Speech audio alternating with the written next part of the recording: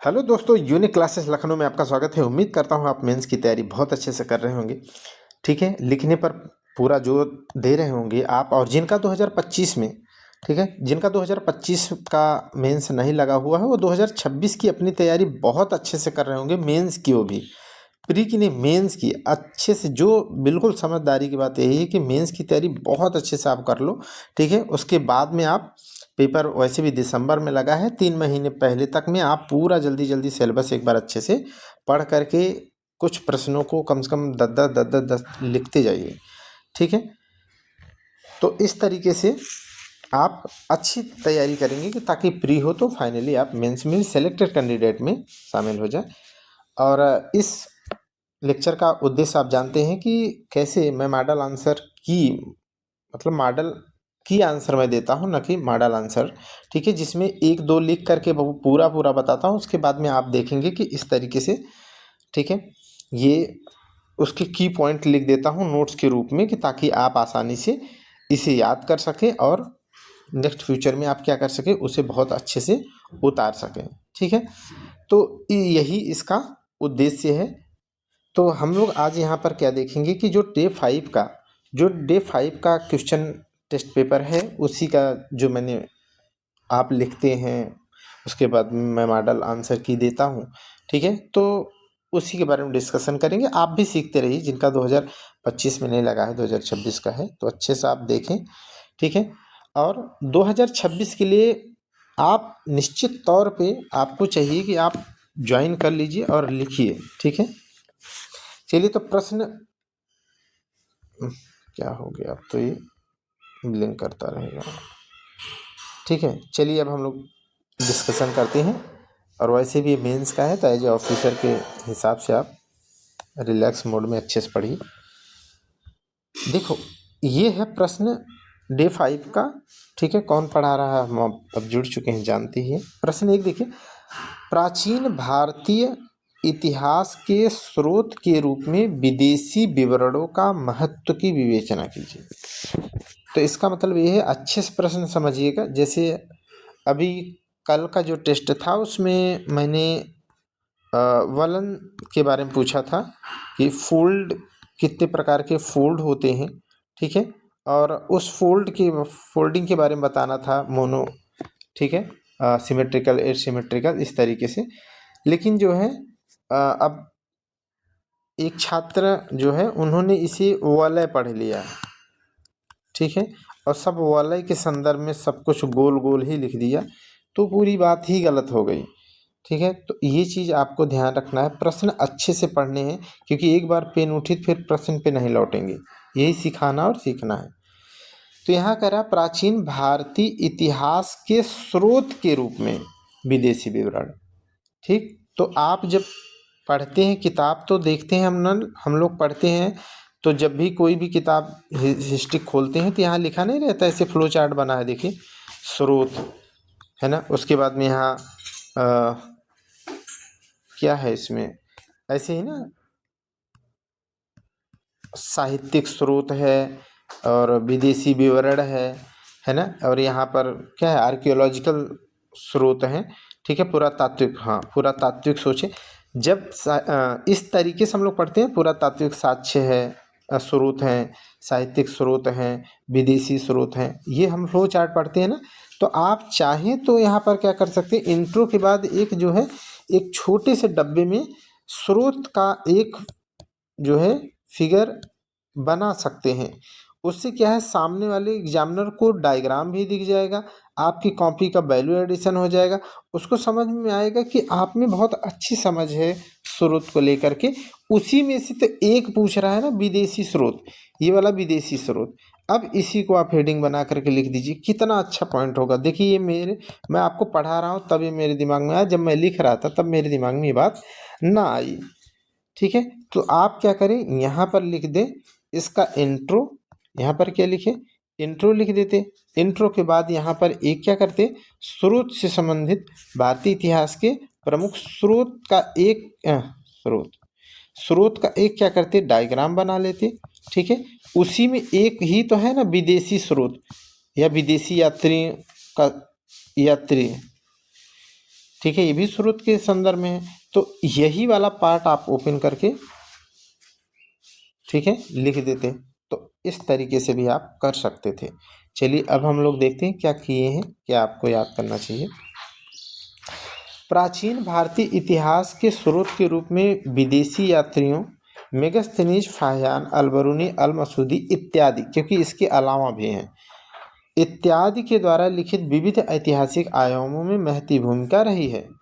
ठीक है, तो हमने इसका कंक्लूजन नहीं लिखा, हमने इसी में छोड़ दिए कि आगे इनकी क्या योगदान रहा है वो चीज़ हम लोग लिखेंगे।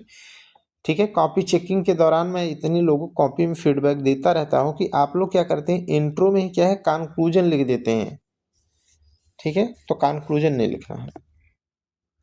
अब कुछ विदेशी यात्रियों का जो विवरण है उसे हम लोग देख लें, इसी तरीके से पढ़ना है। जैसे प्राचीन विदेशी विवरण जो लेखक हैं उनके माध्यम से क्या भारतीय इतिहास के बारे में कुछ जानकारी मिलती है। 125 में पूछेगा तो केवल और केवल इतना डिटेल नहीं करेंगे आप, समझ रहे हैं। अगर 125 में पूछे तो ये जो एडिशनल डिटेल है वो नहीं, बस इसमें केवल एक एक लाइन जोड़ देंगे, एक एक लाइन जोड़ देंगे, क्योंकि 125 शब्द आराम से 2 पेज में ही जाना है, हो जाएगा। ठीक, और जब 200 शब्द में पूछेगा तो बढ़ा देंगे। ओके, तो ये चीज देख लीजिए यहाँ पे कि मेगास्थनीज ने क्या लिखा है।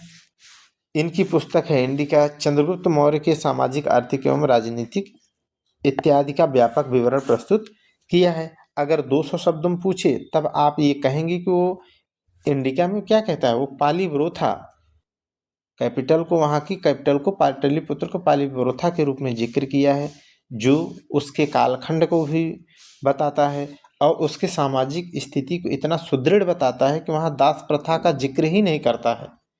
कहता है यहाँ दास प्रथा नहीं, माने उसकी उन्नति की बात करता है वो। ठीक है, वहाँ के राजनीति की व्यवस्था की बात करता है कि वहाँ के 30 सदस्यों की एक समूह जो 5-5 सदस्यों के रूप में 6 समितियों में बटा हुआ है, माने वो कई ऐसे पहलू का जिक्र करता है। अगर 200 शब्दों में पूछे तो एक एक करके इसको एक्सप्लेन कर देंगे। ठीक है, तो आप तब जब 200 शब्द पूछे तो ये वाला डब्बा बना करके इनका इनका केवल नाम लिख के, बाकी नीचे क्या करेंगे, इन्हीं नामों का हेडिंग बना करके इनके बारे में 2-2 3-3 पॉइंट बना करके 3 पेज में आंसर आपको लिख जाना है। समझ गए, तो ये आपको सीखना है। फाहियान ने क्या लिखा, चंद्रगुप्त द्वितीय अर्थात गुप्त वंश के शासकों के बारे में, वह उसके विविध पहलुओं का जिक्र करता है। अब अन्य चीज़ें आप फाहियान के बारे में डिटेल में लिख सकते हैं। अल मसूदी ने भारत के पूर्वी तट एवं मलक्का के मध्य व्यापारिक संबंधों पर काफ़ी अच्छा प्रकाश डाला है। अगर आप वैल्यू एडिशन चाहते हैं तो आप एक छोटा सा रफ हैंड जो है फिगर बना दें। फिगर बनाने का, मैप बनाने की इतनी अच्छी स्किल होनी चाहिए आपको, और जब भी बनाए तो बढ़िया बनाएं, नहीं तो अन्यथा न हो सके तो ना बनाएं। ठीक है, लेकिन कोशिश करें थोड़ा साफ सुथरा बनाएं, अच्छा बनाएं। आगे देखें तो अल-बरूनी के बारे में, तो तहकीक हिंदी या किताबुल हिंद इनकी पुस्तक है, जिसमें 11वीं सदी में भारतीय समाज के राजनीति के बारे में यह विधिवत वर्णन करते हैं। यहाँ तक कि ये महमूद गजनवी के साथ आते हैं, उसके द्वारा किए गए यहाँ पे राजनीतिक कार्यों को भी, या उसके युद्ध, विनाशात्मक युद्ध का भी जिक्र करते हैं, और कैसे शिक्षा को वो, माने शिक्षा पद्धति को कैसे यहाँ पर क्या करता है, चेंज करने का प्रयास करता है, विद्यालयों को तोड़वाता है। तो ये सारी बातें आप जो पढ़े हैं उनको 200 शब्दों में बढ़ा देंगे। अब्दुल रज्जाक, ठीक है, जो संगम कालीन इतिहास के बारे में, देवराय द्वितीय के शासनकाल के बारे में विविध सामाजिक, आर्थिक, राजनीतिक इत्यादि पहलुओं पर प्रकाश डालता है। अगर अब ये उत्तर भारत के साथ साथ अगर आप दक्षिण भारत की बात भी लिखते हैं तो इससे वैल्यू एडिशन होता है, क्योंकि आप में आंसर में डायमेंशन आता है। अन्य की बातें आपको लिख करके दे दिया हूँ ताकि आप, क्योंकि 10 पढ़ेंगे तो वहाँ 5 याद आएंगे, अगर 3 भी वहाँ अच्छे से लिख दिया तो आपको 4.5 नंबर 8 में मिलेंगे ही मिलेंगे। हेरोडोट्स, जो देखिए अन्य में क्या है, हेरोडोट्स जो सिंधु राष्ट्र का विवरण करता है, माने भारतीय इतिहास को सिंध के रूप में वो व्याख्या करता है। यही तो भारतीय स्रोत है, इतिहास का स्रोत है। हर्षवर्धन की बात कर लें, हर्षवर्धन के शासनकाल में ह्वेनसांग जो यातियों का राजकुमार है वो आया था, और वो हर्षवर्धन के, ठीक है, हर्षवर्धन के शासनकाल के बारे में अच्छी जानकारी देता है। यहाँ तक कि संगम में होने वाले कराए जाने वाले उसके प्रत्येक 5 हर्षवर्धन के द्वारा कराए गए प्रत्येक 5 वर्ष पे जो एक संगम होता था, संगम टाइप का सम्मेलन होता था, ठीक है, उसका भी जिक्र वो करता है। तो आप इस तरीके की बातें जो प्री में पढ़ा है वही मेंस में समझ के लिखना है। Peri periplus of the Erythraean Sea पुस्तक जो है, जिसके लेखक अज्ञात है, उसके द्वारा भारतीय विदेशी व्यापारिक संबंधों के बारे में बहुत ही अच्छे से उससे में उल्लेख मिलता है। तो ये विदेशी स्रोत हैं जो भारतीय इतिहास के बारे में जानकारी देते हैं। अन्य के बारे में भी आप लिख सकते हैं। फिर आपको एक निष्कर्ष लिखना चाहिए। निष्कर्ष हमेशा बढ़ा चढ़ा माने बड़ाई करते हुए या भविष्य में उसकी उपयोगिता, भविष्य में उस प्राचीन से अब तक की उसकी रेलेवेंसी को ध्यान में रखते हुए लिखना चाहिए। प्रश्न नंबर 2 देख लीजिए। कह रहा है कि मेगस्थनीज द्वारा रचित इंडिका पुस्तक के अनुसार तात्कालिक ऐतिहासिक पहलुओं पर प्रकाश डालिए। तो अब यहाँ पर एक व्यक्ति के बारे में पूछ रहा है कि उसकी पुस्तक इंडिका में क्या ऐसा लिखा है जो भारतीय, अब यही बातें आप जानते रहेंगे तो 200 शब्दों में ऊपर वाले प्रश्न को अगर पूछता तो आप बढ़ा चढ़ा के लिखने में काम आएगी। जैसे इंट्रो है कि मेगस्थनीज एक यूनानी यात्री था जो चंद्रगुप्त द्वितीय के शासनकाल में भारत आया और भारतीय इतिहास के विविध पहलुओं पर अपनी पुस्तक इंडिका में जगह देता है। तो यहाँ पर मैंने एक संक्षिप्त क्या किया है, संक्षिप्त इंट्रो लिख दिया, लेकिन इसमें कोई कंक्लूजन नहीं है, सारी बातें आधी अधूरी छोड़ दी गई हैं ताकि उसको आगे लिखी जाए। ठीक, यहाँ पर देखा जाए कि क्या उसने लिखा है अपनी पुस्तक में, ये देख लीजिए। तो मेगस्थनीज द्वारा वर्णित भारत क्या क्या उसने कहा, ये देख लीजिए। तो एक तरफ कह रहा है कि चंद्रगुप्त मौर्य के शासनकाल में वह भारत आया था, इस बारे में जानकारी मिलती है अपनी उसकी किताब में। और मौर्य वंश की राजधानी पाटलिपुत्र थी, जिसे उसने क्या कहा था, पालीवरोथा कहा था। और पालीवरोथा के बारे में लिखता है कि गंगा और सोन नदियों के संगम पर स्थित था, जो नदियों के द्वारा संरक्षित किले, अर्थात वह एक नदी दुर्ग के रूप में, कैसे, वह एक नदी दुर्ग के रूप में विकसित था। यहाँ तक कि वो कहता है, बताता है कि वो पूरा क्षेत्र जो है, ठीक है, जो मुख्य महल होता था वो क्या है, वो चारों ओर थे गड्ढों, मतलब काफ़ी गहराई तक के गड्ढे बनाए गए थे, उसमें पानी भरा रहता था जिससे कि पार करना बहुत दुष्कर हो। तो इस तरीके से आप जानते रहेंगे तो लिख सकते हैं। आगे देखिए यहाँ पर क्या कह रहा है, उसने और क्या लिखा कि भारतीय जीवन शैली और रीति रिवाजों पर भी उसने प्रकाश डाला। जैसे लिखते हैं तो आप बहुत ही, देखो मैं कहता नहीं कि आप पढ़े सब हैं, लेकिन आप लिखेंगे कैसा ये भी जानना बहुत ज़रूरी है। जैसे लिखते हैं तो सामने वाले को समझ में आता है। उदाहरण आप दे रहे हैं, उदाहरण से कोई चीज़ क्लियर हो जाती है ना। तो इस तरीके से जैसे दास प्रथा, यहाँ पर प्रधान लिख दिया हूँ, दास प्रथा नहीं थी, माने वो भारतीय रीति रिवाज और जीवन शैली के बारे में कहता है यहाँ दास प्रथा थी ही नहीं, ऐसा उल्लेख करता है, अर्थात वो सामाजिक समृद्धि की ओर इंगित करता है, ऐसे लिख दीजिए। और है भारतीय समाज की सामाजिक व्यवस्था के बारे में उल्लेख करता है। जैसे उसने कहा कि यहाँ पर कुल 7 प्रकार की जाति हैं, जिसमें किसान, ठीक है, और शिल्पकार, इस तरीके की बात किया है।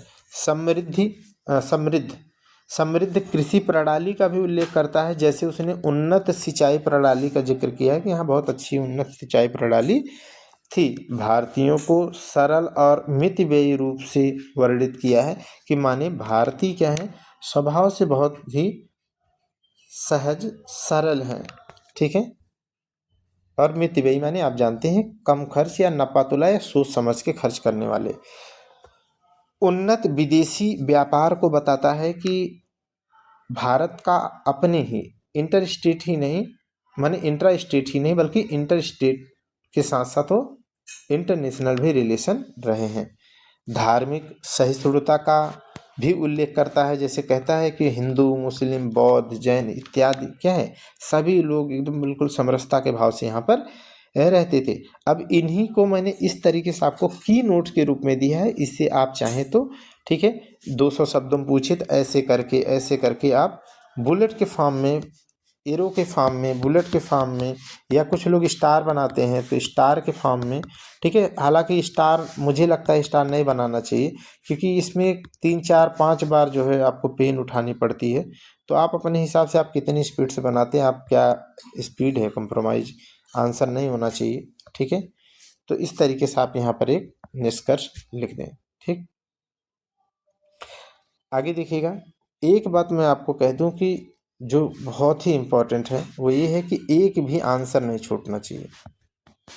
एक भी माने एक भी आंसर नहीं छूटना चाहिए, चाहे आए और चाहे नहीं आता है। छूट गया तो मतलब आप समझ लो सिलेक्शन बिल्कुल। प्रश्न नंबर 3 देख लीजिए, तो अल बरूनी की किताबुल हिंद का भारतीय इतिहास के स्रोत के रूप में मूल्यांकन। देखो मैंने क्वेश्चन को उस तरीके से लिखा है कि वही पहला क्वेश्चन देखो, अब इसको पढ़े रहेंगे 200 शब्दों में बनाने में आपको फायदा रहेगा। यहाँ पर देखिए क्या लिख रहा है, तो अल बरूनी अपनी किताबुल हिंद में क्या लिखे हैं वो देख लीजिए। यहाँ पर इंट्रो लिखा है कि अल बरूनी एक विख्यात फारसी विद्वान, लेखक तथा धर्मज्ञ थे जो महमूद गजनी के साथ भारत आए और उन्होंने भारतीय सामाजिक, आर्थिक, राजनीतिक इत्यादि विविध पहलुओं पर अपनी तहकीक हिंद अथवा किताबुल हिंद में लिपिबद्ध किया, ठीक। तो उन्होंने उनकी किताब का भी जिक्र किया, भारतीय इतिहास को लिखा, किसके समय में आए, ये सारी बातें तीनों इसमें लिख दिया। अब अल बरूनी द्वारा भारतीय इतिहास की निम्नांकित आयामों पर प्रकाश डाला गया है। तो क्या इन्होंने प्रकाश डाला है, तो वो एक एक करके देख लीजिए। जैसे इन्होंने सामाजिक प्रणाली पर लिखा है, सामाजिक प्रणाली पर क्या लिखा कि जाति व्यवस्था प्रबल थी। यहाँ पर माने जाति व्यवस्था क्या थी, काफी जो है माने कठोर थी, कहने का तात्पर्य है कठोर थी, ठीक है। और जब कठोर होगी तो भेदभाव, छुआछूत तो ऑलरेडी होगा ही, ठीक है। आज भी ये चीज़ें हमारे यहाँ विद्यमान है और निकट भविष्य में नए तरीके का रूप ले लेंगी, लेकिन वो रहेगा ही रहेगा, माने भेदभाव रहेगा ही। भारतीय संस्कृति का ये हमेशा डिमेरिट रहा है। आप इतिहास को जाकर के पीछे से देखेंगे तो जिसका परिणाम हम दूसरे से हमें खतरा कभी रहा नहीं, हम अपने से ही खतरा उत्पन्न करके दूसरे को मौका दिए हैं। तो हमें हमारे देश को तोड़ने को दूसरे की कोई आवश्यकता ही नहीं, हम अपने देश को स्वयं तोड़ रहे हैं, किसी दूसरे को तोड़ने की जरूरत नहीं है। जाति, धर्म, क्षेत्र, संप्रदाय, इसके आधार पे हम अपने देश को खुद बर्बाद कर रहे हैं। जो लोग कभी आपसे कहें, इसीलिए तो होता है जो मेन से लिखते हैं वो लोग बहुत तार्किक बात करने लगते हैं। कोई आपसे पूछे कि मैं बड़ा राष्ट्रहित की बात करता हूँ, तो उससे बोलना कि तुम समाज के प्रत्येक वर्ग को, प्रत्येक हिस्से को, प्रत्येक क्षेत्रवासियों को, प्रत्येक सामाजिक दृष्टिकोण रखने वाले लोगों को एक्सेप्ट करते, स्वीकार करते हो, तो फिर तुम भारत को विविधता में एकता जैसी संस्कृति के लिए क्यों बोलते हो। तो इस तरीके से, और यही ओपिनियन आप अच्छे समझते हैं तो जो यही पेपर 1 में जो सामाजिक वाले पार्ट है उसे आपको पढ़ना ही नहीं है। वो पूरा का पूरा टॉपिक जो है, और 2 प्रश्न लगभग आते हैं, वो आराम से आप छापते चले जाओ, निबंध में भी बहुत अच्छा लिखेंगे। तो सामाजिक जो प्रणाली है वहाँ ये कहता है कि जाति व्यवस्था प्रबल थी, भेदभाव, छुआछूत की भावना विद्यमान थी। दहेज प्रथा का उल्लेख नहीं है, किंतु स्त्री धन का उल्लेख मिलता है, ऐसा उन्होंने लिखा है। आर्थिक स्थिति पर प्रकाश डालते हैं और कहते हैं कि राजा भूमि का मालिक उस समय नहीं हुआ करता था, ठीक है, बल्कि राजा उपज का 1/6 भाग राजस्व के रूप में प्राप्त करता था, अर्थात मालिकाना हक किसका होता था, काश्तकारों का, कृषकों का। राजनीतिक स्थिति पर वो कहते हैं कि भारत छोटे छोटे देशी रियासतों में बटा था, जिसका जिक्र आप देखते हैं सरदार वल्लभ भाई पटेल, ठीक है। भारतीय बिस्मार्क 565 देशी रियासतों को मिला करके एक छत्र भारत का निर्माण किए, जो हम लोग क्या है, जाति, धर्म, क्षेत्र इत्यादि के दृष्टिकोण से अपने देश का क्या कर रहे हैं, फिर से पतन करने पर आमादा हैं। तो राजनीतिक स्थिति के बारे में वो कहते हैं कि छोटे छोटे देशी रियासतों में बटा हुआ था और आज छोटे छोटे ग्रुप में बट रहे हैं। देशी रियासतों में आपसी विद्वेष व्याप्त था, आज नए स्वरूप में व्याप्त है। ठीक है, आप एक राजनीतिक पार्टी को दूसरे को नहीं कह सकते, दूसरा तीसरे को नहीं कह सकता। धर्म एवं न्याय व्यवस्था की बात करते हैं, वो कहते हैं कि ग्रामीण भारतीय अनेक देवी देवताओं की क्या करता है, पूजा करता है, आज भी करते हैं। जबकि शिक्षित हिंदू जो हैं वो कैसे हैं, वो एकेश्वरवादी हैं, वो बहुत ज़्यादा जो है कहीं भी सिर टिकाते नहीं घूमते हैं। ठीक, अब हम लोग आगे चल करके देखते हैं कि धार्मिक सामाजिक सुधार भी होता है अपने यहाँ 19वीं सदी में। राजा राम मोहन राय को इसके प्रणेता भारत में कहा जाता है। ठीक है, तो अन्य की बात करें उन्होंने और क्या कहा है, तो महमूद गजनवी के द्वारा जो विनाशकारी आक्रमण किया गया यहाँ पर उसका भी उल्लेख करते हैं, जो राजनीतिक पक्ष का द्योतक है। महमूद गजनवी के आक्रमण से शिक्षा संस्थानों का जो स्थानांतरण हो गया, शिफ्ट कर गए यहाँ से वहाँ, वहाँ से उस राज्य से उस राज्य में, उसका भी जिक्र करते हैं। ठीक है, और हिंदू अभिमानी थे, ऐसा ही लिखते हैं कि हिंदू क्या है, अभिमानी है, जो मुस्लिमों को म्लेच्छ कहकर उपेक्षा करते थे। ठीक है, आज भी ये व्याप्त है, लेकिन इसका स्वरूप बदल गया है। समाज का कोई वर्ग कहता है कि मैं ये हूँ, ठीक है, और दूसरे को क्या करता है, हीन या म्लेच्छ कहता नहीं है, लेकिन उसी दृष्टिकोण से आज भी देखता है। ठीक है, कहीं ना कहीं आप बहुत अच्छे से इसे देख सकते हैं। तो निष्कर्ष की बात करें तो यहाँ पर एक आपको निष्कर्ष लिख देना है। आगे देखिएगा, प्रश्न नंबर 4 देख लीजिए। ये है कि शिक्षा के केंद्र के रूप में विहारों एवं मंदिरों का योगदान लिखना है। तो आपको पता होना चाहिए विहार क्या होते हैं और आपको पता होना चाहिए कि मंदिर क्या होते हैं। ठीक है, विहार क्या होते हैं और मंदिर क्या होते हैं, तब उसके महत्व को, योगदान को आप लिख पाएंगे। ठीक है, उसका मूल्यांकन करना है। प्राचीन भारत में, इंट्रो देख लीजिए, प्राचीन भारत में औपचारिक शिक्षा गुरुकुल पद्धति के तहत मंदिरों, मठों आदि में ही दी जाती थी, जो कालांतर में बौद्ध विहारों में व्यवस्थित रूप से दिखाई देती है। इसका मतलब ये है कि प्राचीन भारत से ही शिक्षा के केंद्र के रूप में मंदिर, मठ जो है काम करते रहे हैं। ठीक, आगे देखेंगे और वही चीज बौद्ध विहारों में भी देखने को मिलता है बाद में।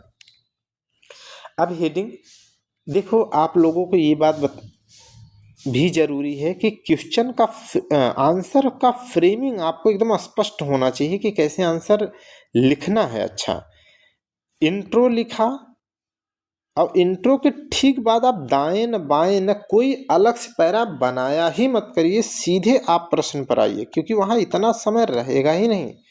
सीधे प्रश्न की डिमांड पर आइए, उसे हेडिंग बनाइए, हेडिंग बना लीजिए। उसके बाद आप उसको लिखने के बाद आपको लगता है कि आपकी कॉपी खाली जा रही है, तो आप अन्य करके जो है अन्य हेडिंग बना सकते हैं, चाहे उसकी सीमाएं लिख करके, चाहे उसकी कमियां, चाहे सरकार के प्रयास, चाहे सुझाव करके आप अपनी कॉपी को एक्सीड कर सकते हैं। लेकिन आप इंट्रो के बाद सीधे प्रश्न की डिमांड पे आया करिए।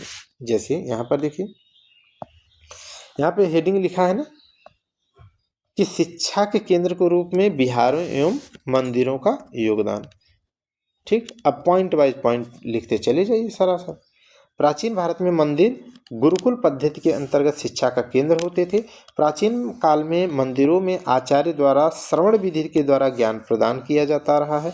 चोलकालीन मंदिरों में शिक्षा एवं संस्कृत का केंद्र के रूप में मंदिर प्रयुक्त तो होते थे। ठीक है, प्राचीन शंकराचार्य, माधवाचार्य आदि जो मठ है वो शिक्षा के केंद्र के रूप में व्यापक स्तर पर काम आए।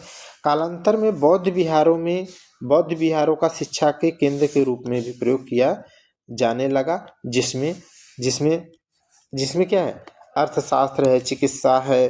ठीक है, अर्थशास्त्र, चिकित्सा, मन विहारों में या इस प्रकार की क्या है, विभिन्न क्षेत्रों में शिक्षाएं दी जाने लगी। मंदिरों का और भी यूज आप लिखेंगे।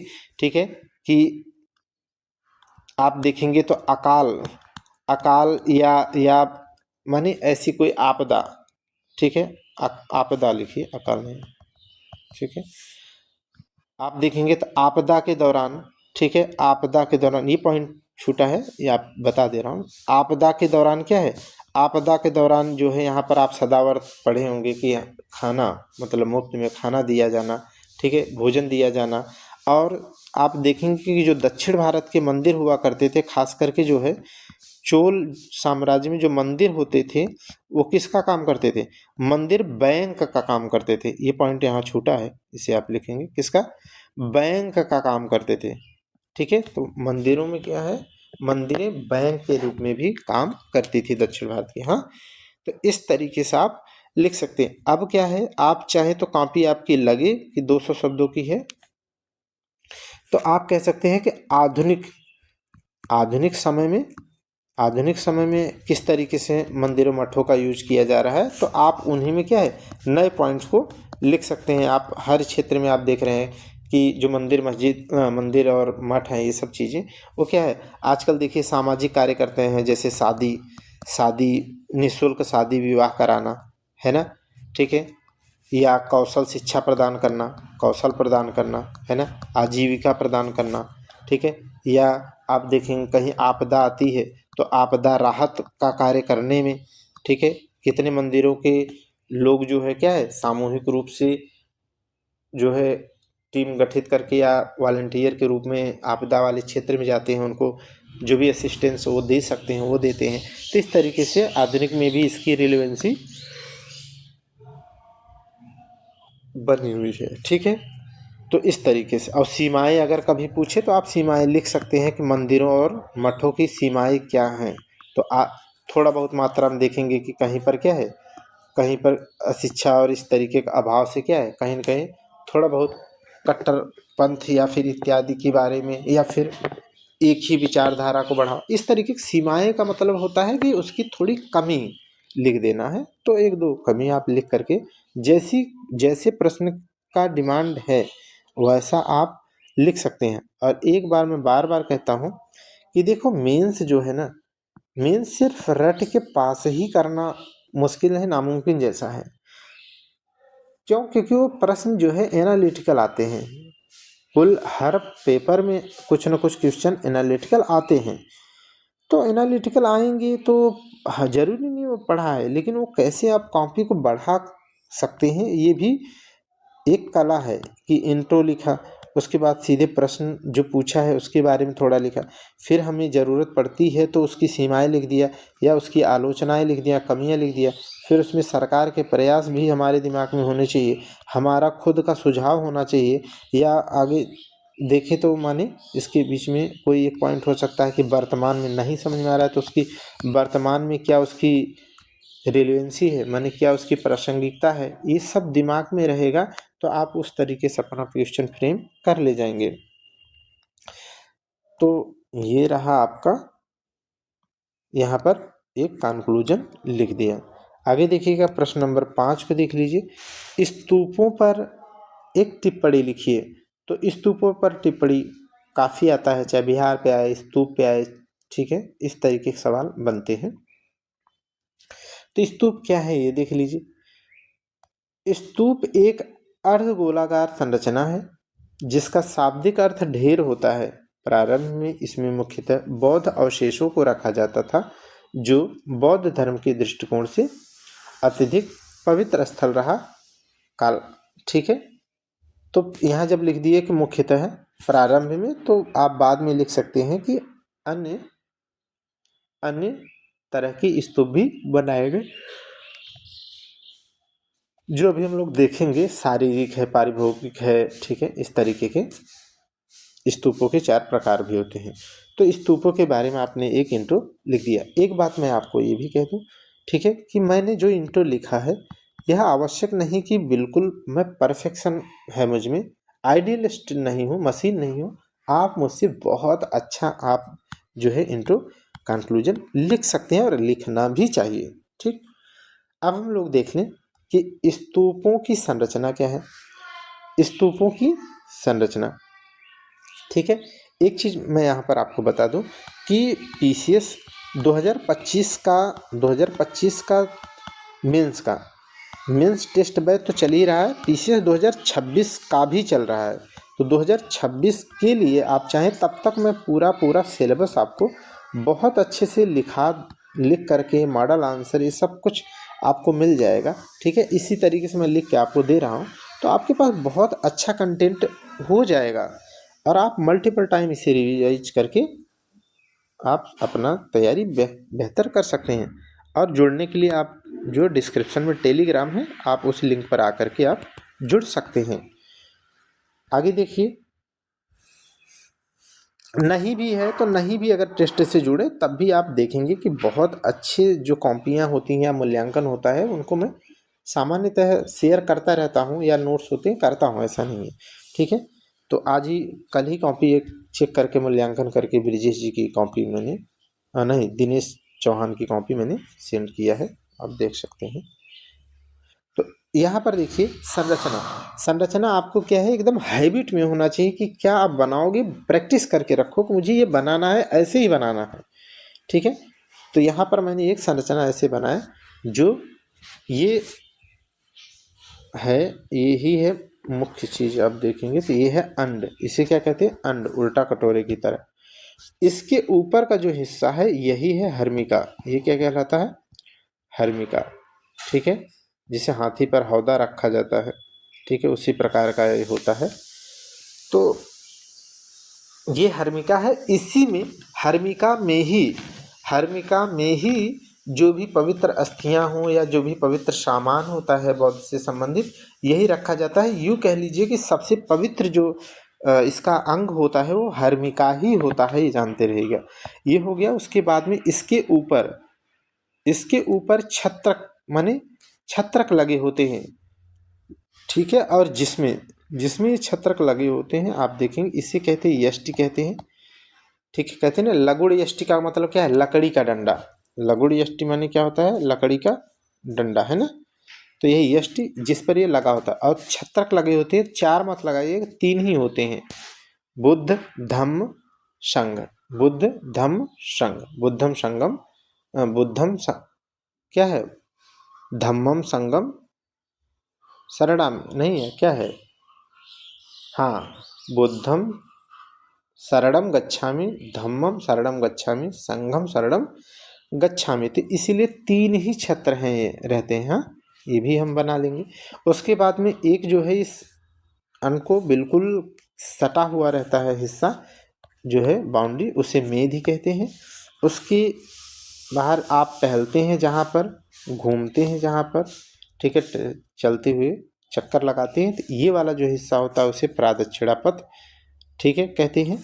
और इसे भी घेरा जाता है। ठीक है, तो उसे कहते हैं वेदिका। जो घेरा हुआ ये वाला हिस्सा है इसे क्या कहते हैं, वेदिका। और इसमें इस वेदिका के अंदर जाने के लिए एक प्रवेश द्वार होता है। ठीक है, इस तरीके से इसकी एक आइडियल संरचना है जिसे आपको याद होना चाहिए और बनाना चाहिए। अगर जैसा प्रश्न पूछे आप वैसा लिखें। संरचना यहाँ पर मैंने लिख दिया, अब इसी के बारे में बता दिया। तो आप अगर संरचना पूछता है तो बहुत अच्छे से आप लिख सकते हैं। स्तूपों के प्रकार यहीं पर लिख कर बता दिया हूँ। अब तो की नोट्स दे रहा हूँ, यहाँ पर की नोट्स है के रूप में है ये। ठीक है, तो जो प्रश्न पूछा है उससे थोड़ा ज़्यादा भी है। स्तूपों के प्रकार की बात करें तो शारीरिक स्तूप होते हैं जिसमें बुद्ध एवं बोधिसत्वों की क्या है, अस्थियां होती हैं। जैसे आप देखेंगे कि जो सांची का स्तूप है वहाँ पर आप देखेंगे तो एक मूल स्तूप है जिसमें बौद्ध जी की अस्थियां हैं, और 2 अन्य की हैं जिसमें एक में सारिपुत्र का अस्थियां हैं और एक में कौन है वो मुझे याद नहीं आ रहे हैं। ठीक है, तो इस तरीके से क्या है, वो शारीरिक स्तूप हैं। दूसरे नंबर पे होता है पारिभोगिक स्तूप, जो बुद्ध द्वारा उपयोग किए गए वस्तुओं को, जैसे उनका कमंडल है, ठीक है, या कोई अन्य चीज जो यूज कर रहे हैं उनको क्या है, उनको रख करके स्तूप जो बनाए गए उसे पारिभोगिक। उद्देशिक स्तूप बुद्ध संबंधी घटनाएं, स्थल इत्यादि की जिक्र किया गया है। संकल्पित स्तूप क्या होते हैं, जो श्रद्धालुओं के द्वारा स्तूप बनाए गए। जैसे आप जाएंगे देखेंगे, ठीक है, कहाँ पे, जैसे घोषिताराम विहार है, घोषिताराम विहार है। ठीक है, तो इस तरीके से क्या है, लिच्छुए को लिच्छवी के द्वारा राजगिरी में भी, राजगिरी का शासक कौन, बिंबिसार के बिंदुसार के द्वारा भी बनवाया गया था ना, वेड़ुवन विहार, वेड़ुवन विहार, ठीक है, वेड़ुवन विहार। तो ये सब क्या है, ये श्रद्धालुओं के द्वारा उनके प्रति श्रद्धा के भाव से बनवाया गया है विहार, तो इसी को कहते हैं संकल्पित विहार। तो 4 प्रकार के भी स्तूप भी होते हैं, ठीक है, विहार नहीं सॉरी स्तूप। आगे देखेंगे, महत्व की बात करें, ठीक है, पवित्र स्थल की बात करें, ठीक है, पवित्र स्थल महत्व क्या है कि ये बौद्ध अनुयायियों के लिए, बौद्ध मत रखने वाले भारतीय लोगों के क्या है, पवित्र स्थल के रूप में है, पवित्र पूजा स्थल है इनका। चैत्य जिसे हम लोग कहते हैं कि चैत्य है, उसे वहाँ वो क्या है, चैत्य में ही पूजा करते हैं। पर्यटन स्थल है, आपने देखा है कि उत्तर प्रदेश सरकार ने भी क्या है, बौद्ध सर्किट का विकास किया है। कुशीनगर को देखिए इंटरनेशनल पर्यटन स्थल के रूप में डेवलप किया, वहाँ इंटरनेशनल एयरपोर्ट बना दिया। तो कहने का तात्पर्य है कि बहुत व्यापक स्तर पे पर्यटन का एक में महत्व है इसका। यहाँ पर एक लगाएंगे, ठीक है, यहाँ पर सही है। सांस्कृतिक महत्व है इसका, है ना, खान पान, रहन सहन, एक लिपि, एक धर्म, धार्मिक विविधता, ठीक है, ये सांस्कृतिक पहलू में आते हैं। स्थापत्य कला के दृष्टिकोण से भी बहुत महत्व रखता है, क्योंकि ये अपने आप में क्या है, एक अलग स्थापत्य है, ठीक है। अजय सर थोड़ा गेट बंद कर दिए, साउंड आ रहा है।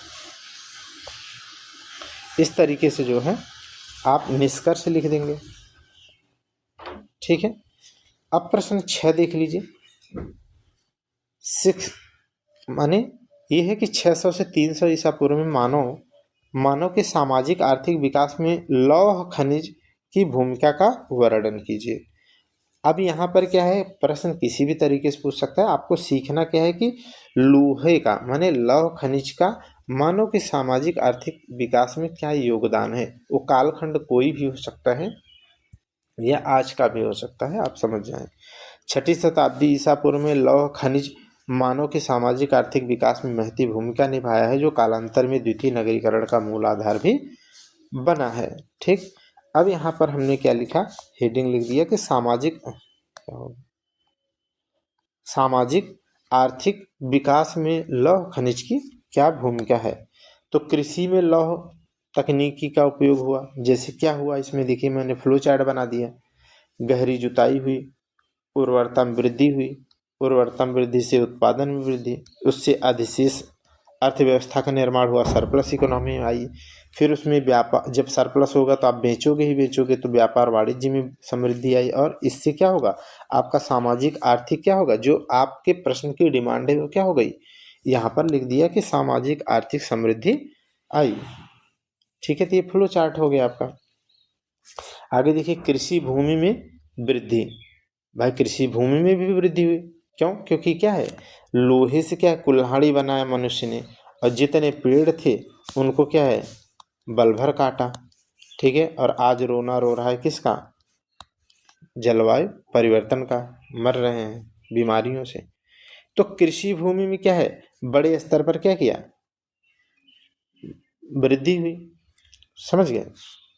मनुष्य ने संसाधन को पाया, तो आज भी देखो ना आप, गवर्नमेंट के द्वारा क्या किया जा रहा है, जो इन्वायरमेंट जो के संस्थान हैं उनको कमज़ोर करना है। या अभी एनजीटी ने देखिए ग्रेट निकोबार का जो है कॉन्सेप्ट जो दिया है, ठीक है, उसे अप्रूवल दे दिया है, जो भारत का सबसे बड़े स्तर का सरकार के द्वारा जो डेवलपमेंट जो है किसी आइलैंड पे किया जा रहा है, तो ग्रेटर जो है ग्रेट निकोबार में किया जाने का प्रस्ताव है, जिसे अभी एनजीटी ने अभी 1 दिन 2 दिन पहले जो है अप्रूवल दे दिया है, ठीक है। तो इसी तरीके से क्या है, विकास को क्या है, अलग दिशा, पूरे विश्व, भारत की बात नहीं कर रहा हूँ, विकास को न जाने क्या समझ रहे हैं। ये नहीं कि हाँ पॉपुलेशन कम करना है, या फिर विकास की क्या सीमा होनी चाहिए, पर्यावरण क्या जरूरी है कि इतना भी बहुत ज़्यादा विकास, सारे लोग जो है टाइल्स पर ही घूमे, यही विकास है क्या, ठीक है। तो सभी गांवों का क्या शहरीकरण कर दिया जाए, सुविधाएं होनी चाहिए, लेकिन क्या सब टाइल्स पर ही घूमे, ठीक है, तो ही क्या सही है क्या, माने ग्रामीण जीवन भी तो यूरोप में भी तो इतने अच्छे ग्रामीण जीवन है, ऐसी कैसी बात है कि नहीं है।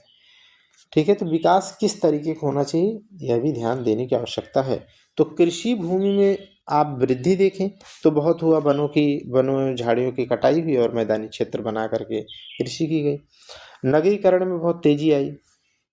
भाई जब लोहा है तो आज भी क्या है, नगरीकरण के विकास को कैसे पढ़ते हैं आप, कि किस देश में प्रति व्यक्ति लोहे का उपभोग कितना ज्यादा है, उस उस बिहार पर उस देश की आर्थिक गतिविधि को मापा जाता है। ठीक है, आप तो मेंस लिख रहे हैं तो आप जानते हैं इस चीज को। बाट माप का क्या हुआ, मानकीकरण हुआ। अब ईंटा पत्थर का बाट न बन करके लोहे का बन गया तो स्टैंडर्डाइजेशन हो गया।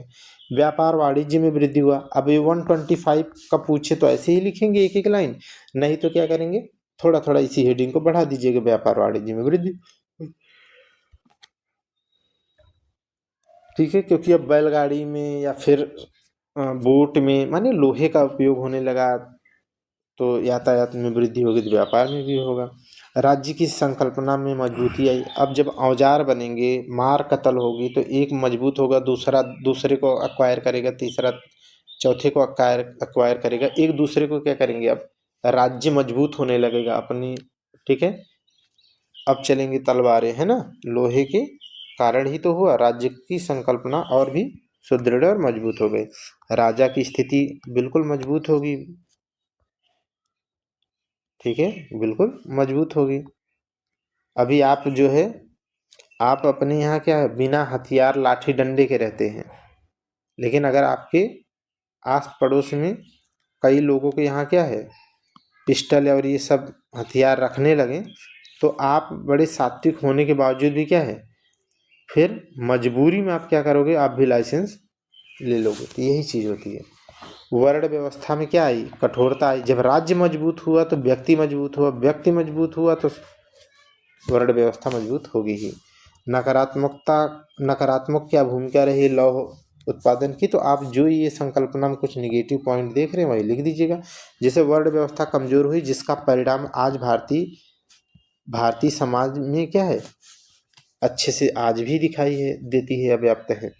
जाति व्यवस्था कठोर हुई, जिसे आज भी आप देखें तो 21वीं सदी में क्या है, आज भी कुछ वर्ग के लोगों को, के दूल्हे को क्या है, घोड़ी चढ़ने पर उतार के जूते से मारते हैं या जूते की माला पहना देते हैं।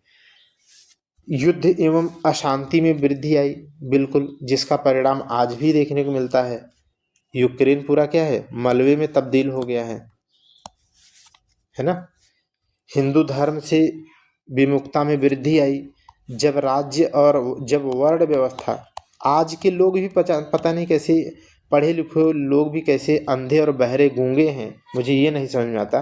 देखो, वर्ण व्यवस्था जो है, जाति व्यवस्था है, ठीक है, तुम्हें भाई बुरा लगता है या किसी को बुरा लगता है, हमें खुद बुरा लगता है कि हिंदू धर्म से लोग चेंज हो रहे हैं दूसरे में, बुरा लगता है, क्योंकि हम पैदा ही हिंदू धर्म में हुए हैं, तो हमारी आस्था उसके प्रति होगी। लेकिन इस बात को पता नहीं कैसे अंधे बहरे लोग, ये गूंगे लोग ये नहीं समझ पाते कि जब भी वर्ण व्यवस्था या जाति व्यवस्था क्या होगी, जब भी ये मजबूत होगी, तो ये क्या करती है, अपने ही समाज में माने हिंदू में ही क्या करती है, वो डिस्क्रिमिनेशन करने लगती है। तो वो उसका मोह भंग होने लगता है, वो अन्य धर्म की तरफ क्या करता है, शिफ्ट होने लगता है। बोलता हूँ इसमें इसमें रह के ही क्या है, बल्कि इससे ज़्यादा सॉफ्ट है। और यही चीज़ क्या है, यही चीज़ आप देखेंगे क्रिश्चियन स्कूल, ठीक है, क्रिश्चियन स्कूल इतना तेजी से ग्रोथ कर रहे हैं, इतना साइलेंट पॉइजन की तरह जो है समाज में बढ़ रहे हैं। बचपना से ही जो है वो लिबरलिटी का कॉन्सेप्ट देते जा रहे हैं कि सबका देखना एक दिन जो है धीरे धीरे ऐसे यूरोपीकरण हो जाएगा। ठीक है, तो ये व्यवस्था पर ही रोक लगानी होगी। बौद्ध जैन धर्मों की ओर क्या हुए, उन्मुखता हुई। था आज भी अगर लोग कह रहे हैं कि नहीं मुझे ब्राह्मण धर्म से में मतलब ब्राह्मण से, ठीक है, शादी में ब्राह्मण नहीं बुलाना है मुझे, तो ब्राह्मण से नफरत उनको नहीं है, वो कर्मकांड कर सकते हैं, कोई भी कर सकता है, लेकिन वो जो समाज में वो एक बुरी मानसिकता हो गई ना, धर्म या जातिगत हो गई, उसकी प्रॉब्लम है। तो इसी वजह से अन्य धर्म क्या हो रहे हैं, मजबूत हो रहे हैं, हिंदू धर्म कमजोर हो रहा है।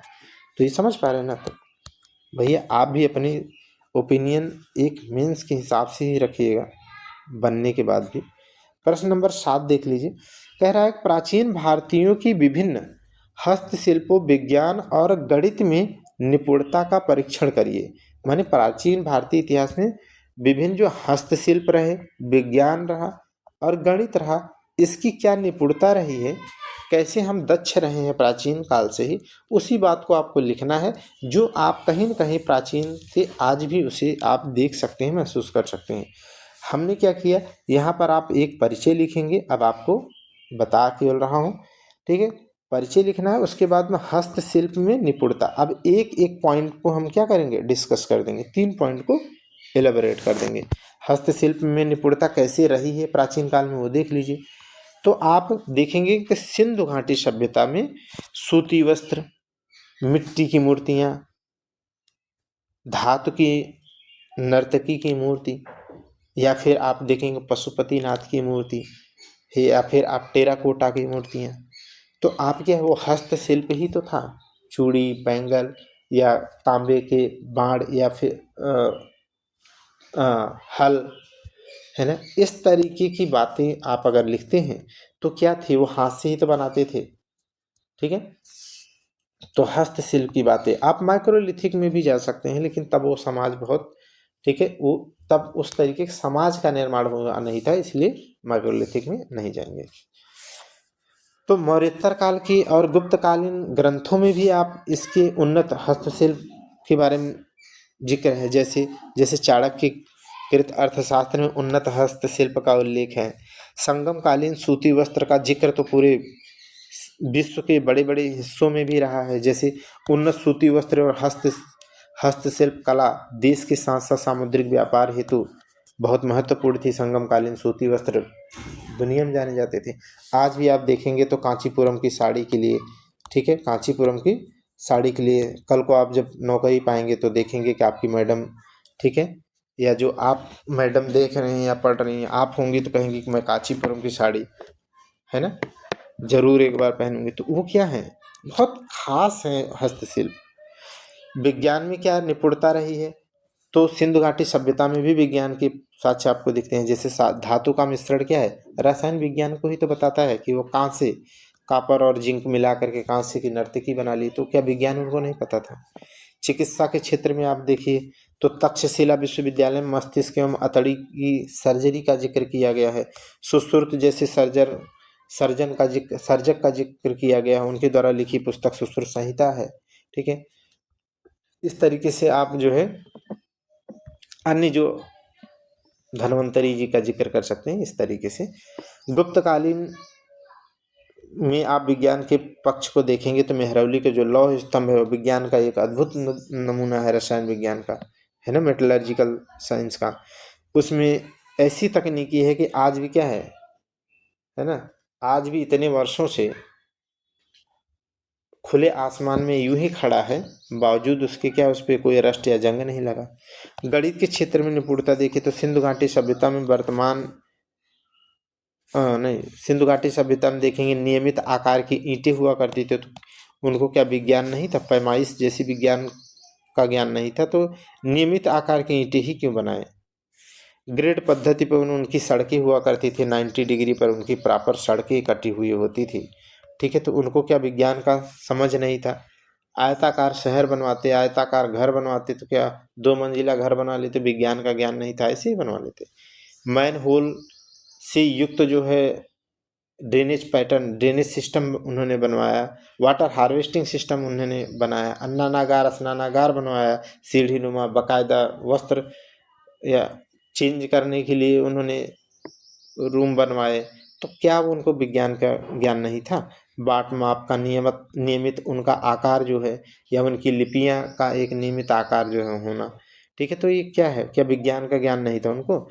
दशमलव प्रणाली का विकास भारत में है, आप जानते हैं। शून्य का आविष्कार आप आर्यभट्ट के जिक्र करते ही हैं, तो क्या नहीं है। भीमबेटका की गुफाओं में आप जाकर के देखेंगे तो ज्यामिति आकार की मूर्तियां, मतलब भित्ति चित्र इस बात के पूरी तरीके से सपोर्ट करते हैं कि उनको अच्छे से ज्ञान था। जैसे आप देखोगे तो इस तरीके से मूर्तियां वहाँ पर चित्र जो है बने हैं। तो ये क्या है, ज्यामितीय आकार के नहीं है। अगर ये सीधी रेखा में है, ये सीधी रेखा में, ये सीधी रेखा में, ये त्रिभुज है, ठीक है, ये गोल है, तो ये क्या है, ज्यामिति ही तो है। तो इसका मतलब जानकारी थी। लीलावती गणित आधारित भास्कराचार्य की कृति है। बाकी गणित के क्षेत्र में अलग से करा चुका हूँ, इसलिए इसमें कम लिखा हूँ, बाकी आपने देखा होगा लेक्चर 1 और 2 में। ठीक है, प्रश्न नंबर 8 देख लिए। पल्लव मंदिर स्थापत्य के विकास पर एक निबंध लिखना है। तो इसमें एक इंट्रो लिख दीजिए कि दक्षिण भारत पल्लव काल जो है दक्षिण भारत के एक समृद्ध साम्राज्य रहा है, जिसमें इतना इतना ये सब चीज़ें स्थापत्य का एक स्वर्णिम युग रहा है। इस तरीके से आप इंट्रो लिख देंगे। दक्षिण भारत में स्थापित स्थापत्य के 3 अंगों का विकास पल्लव काल में ही हुआ। कौन कौन से 3 अंग का विकास हुआ? तो प्रमुख 3 अंग ये थे। एक मंडप का निर्माण शुरू हुआ, ठीक है, और एक रथ का निर्माण शुरू हुआ, और बाद में क्या है, कालांतर में संरचनात्मक मंदिर का निर्माण हुआ। तो मंदिर स्थापत्य की बात कर रहा है। तो मंदिर स्थापत्य में 3 प्रकार के मंदिर स्थापत्य जो है पल्लव काल में देखने को मिलते हैं, जिनका विकास का क्रम पहला मंडप के रूप में हुआ, दूसरा रथ के रूप में है, और तीसरा रचनात्मक मंदिर के रूप में। अब देखिए तो मंदिर स्थापत्य का विकास निम्नलिखित 4 चरणों में हुआ है। वहां पे ये 3 अंग हैं मंदिर स्थापत्य के, और 4 चरण में इनके विकास हुए हैं। पहला है महेंद्र शैली, दूसरा है मामल्ल शैली, तीसरा है राजसिंह शैली, और चौथा है नंदीवर्मन शैली। और ये सवाल इंडिविजुअल अलग से भी आ चुका है और आ सकता है, इसीलिए मैंने एक जगह लिखने का प्रयास किया की नोट्स में। ठीक है, तो ये अलग से भी 8 नंबर 12 नंबर में आ सकता है, और आया है, एक बार आया है कि ये पल्लव स्थापत्य मंदिर स्थापत्य का विकास बताइए, का क्रमानुसार विकास का उल्लेख करिए। तो आप देखेंगे तो ये प्रश्न इसी तरीके से पूछा है। तो वहाँ विकास में यही क्रम आपको चारों लिखने थे। अब चारों मैं लिख करके आपको सिखा दे रहा हूँ, ताकि आप किसी तरीके से भी पूछे आप लिख सकें। पहला है महेंद्र शैली। तो महेंद्र शैली में आपको देखना है कि इसका विकास महेंद्र वर्मन प्रथम के द्वारा किया गया था। इस दौरान कठोर चट्टानों को काट करके गुहा मंदिर का निर्माण किया जाता था, जिसे मंडप कहा गया। इस दौरान क्या होता था कि जैसे एक पहाड़ है, ठीक है, ये पहाड़ है, तो इसी में क्या करते थे, इसी में जो है कारीगर क्या करते थे, इसी में ऐसे काट देते थे, तो ये गुहा बन जाती थी। ठीक है, गुहा बन जाती थी। जो पीछे वाली जो दीवार होती थी, उसी को क्या करते थे, ऐसे ऊपर से तो अब ऐसे हो जाएगा ना जाने का रास्ता, ठीक है, तो उसी को कहा गया मंडप। क्या कहा गया, इसे ही कहा गया, इसे ही बोला गया मंडप। ठीक है, तो मंडप का विकास इसी तरीके से पहाड़ों को काट करके बनाया गया था। ठीक, जिसमें पीछे की दीवार पर ही आप मूर्ति का चित्र बना मूर्ति उकेर दीजिए। यही मंदिर का पहला प्रारंभिक विकास का क्रम था। मंडप मुख्यतः स्तंभ युक्त हॉल हुआ करते थे, माने ऐसे ही उसमें क्या है, जैसे ऐसे आप जब होल बनाएंगे उसमें, ठीक है, तो इसी में क्या है, ऐसे स्तंभ हुआ करते थे, स्तंभ के रूप में। ठीक है, और ये पहाड़ों को ही काट के ऐसे बनाया जाता था। स्तंभ युक्त हाल होते थे, जिनकी पिछली दीवार पर 1-2 कोठरियां बनाई जाती थी, जो मंदिर के रूप में मंडप कहे जाते थे। उदाहरण के रूप में देखें तो पल्लवरम का पंच पांडव मंडप या महेंद्र विष्णु गृह मंडप। ओके, दूसरी बात करें तो मामल्ल शैली। ठीक है, ये क्या है, मामल्ल शैली। इसका विकास नरसिंह वर्मन प्रथम के द्वारा किया गया है, और इसी ने इन्होंने ही मामल्लपुरम शहर की स्थापना किया था या बसाया था, इसीलिए उसी के नाम पर पड़ती है मामल्ल शैली। नरसिंह वर्मन प्रथम ने कराया। अब मंडप अपेक्षाकृत अधिक अलंकृत हो गए, माने ये जो संरचना बनाई जाती थी, अब ज़्यादा करके वो अलंकृत और सुंदर बनाने लगी। नवीन शैली में अब यहाँ पर क्या है, उसे तो और अलंकृत किया गया और एक नई शैली का विकास किया गया, नए तरीके के मंदिर बनाए गए जिन्हें रथ कहा गया, जिन्हें रथ कहा गया। अच्छा, रथ क्या होते थे? ये विशाल शिलाओं को काट कर बनाए जाते थे। अब क्या है, पहले के लोग क्या किए, पहाड़ों में गुफा बना दिए, है ना, गुफा बना करके अंदर ही बनाए, अंदर बनाए। लेकिन अब इन्होंने क्या किया, जो पहाड़ी है, ठीक है, उसे ऊपर का भी हिस्सा काट दिया। माने आगे हाँ हिस्सा पहाड़ी अभी भी है, लेकिन यहाँ जहाँ बना रहे हैं पहाड़ का हिस्सा काट करके उसे क्या कर दिए, पूरी तरीके से ऊपर का हिस्सा भी काट करके मंदिर में तब्दील कर दो। ठीक है, तो इस तरीके से विशाल शिलाओं को काट कर बनाए गए ये मंदिर थे, जिन्हें रथ कहा गया। क्यों? क्योंकि ये क्या है, एक ही शिलाखंड को काट करके अगर बनाएंगे तो ऐसे लगेगा जैसे क्या है, एक रथ है, अगर उसे कोई पकड़ के खींच ले, उसमें जुड़ाव तो रहता है नहीं किसी प्रकार का, तो इसका मतलब एक रथ है। मुख्यतः इसमें क्या है, 10 मंडप और 8 रथ निर्माण किए गए, जिसमें अगर मंडप की बात करें तो आदि वराह और पंच पांडव बहुत मुख्य थे। 8 रथों की बात करें तो यहाँ पर हमने, अच्छा 8 रथों का अच्छी स्कैन नहीं किया क्या हमने, या तो मैंने यहाँ पर स्कैन नहीं किया है, या तो इसी एक जगह और प्रश्न इसको पढ़ा चुका हूँ। अच्छा नहीं, देखो यहाँ पर 2 है ना, तो इसकी आगे को मैंने स्कैन नहीं किया है, देखो, क्योंकि ये मामल्य है। फिर उसके बाद में क्या है, अब इसमें रथ देखेंगे तो इसमें द्रौपदी रथ है, द्रौपदी रथ, ठीक है। इनके सारे 5 पांडवों के नाम के रथ हैं, जैसे अर्जुन, भीम, नकुल, सहदेव, द्रौपदी, और एक गणेश, और एक वलयंकुट, और एक और है। तो टोटल 8 जो हैं उसमें से द्रौपदी फ्री में भी बहुत बार पूछा जाता है, तो द्रौपदी सबसे छोटा और बिना अलंकरण का है, माने ये सजावट के साथ में सबसे सादा और सबसे छोटा द्रौपदी रथ मंदिर है। और जबकि सबसे उत्कृष्ट और सबसे अच्छा जो है, बृहद है, अलंकृत है, वो कौन सा है, वो है कौन, अर्जुन के बड़े भाई, नहीं वो तो भीम भी हो जाएंगे, युधिष्ठिर, बिल्कुल। तो युधिष्ठिर माने उन्हें धर्मराज कहा जाता है ना, तो धर्मराज रथ सबसे अलंकृत, सबसे बृहद क्या है, धर्मराज रथ। और इसी धर्मराज रथ पर ही क्या है, एक मूर्ति जो है नरसिंह वर्मन प्रथम की भी स्थापित है। ठीक है, तो इस तरीके से 8 ऐसे मैंने जो लिखा है मॉडल आंसर की, उसमें 8 का जिक्र ऐसे किया है, 8 रथ लिख करके, ठीक है, वो स्कैन नहीं किया हूँ। तो मैं हालांकि बता दिया, और मुख्य बातें उसमें जो की नोट में है वो भी बता दिए। उसके बाद में है चौथा, रचनात्मक मंदिर। रचनात्मक मंदिर का जो है निर्माण नरसिंह वर्मन सेकंड के द्वारा किया जाएगा। ठीक है, जो जो उसमें कुछ खास विकास नहीं होता है, ठीक है, केवल स्तंभों पर थोड़ा नक्काशी बढ़ जाती है, बस इससे ज़्यादा उसमें कुछ नहीं होता है। अब हम प्रश्न नंबर 9 देख लिए। तो चोलों के मंदिर स्थापत्य कला की प्रमुख विशेषताओं पर प्रकाश डालिए। इंट्रो लिख दीजिए चोलों के कालखंड के बारे में, और यहाँ पर आप लिखिए चोल कालीन मंदिर स्थापत्य की विशेषताएं। यहाँ पर क्या लिखना है, तो क्या स्थापत्य की क्या विशेषताएं थी, तो यही है, भव्य एवं विशाल द्रविड़ मंदिर का निर्माण इन्होंने करा है। ठीक है, यहाँ पर इसकी भव्य विशाल द्रविड़ मंदिर का निर्माण हुआ। ठीक है, और मंदिर विशाल परकोटा अर्थात 4 दीवारी के अंदर हुआ करते थे, एक विशेषता थी।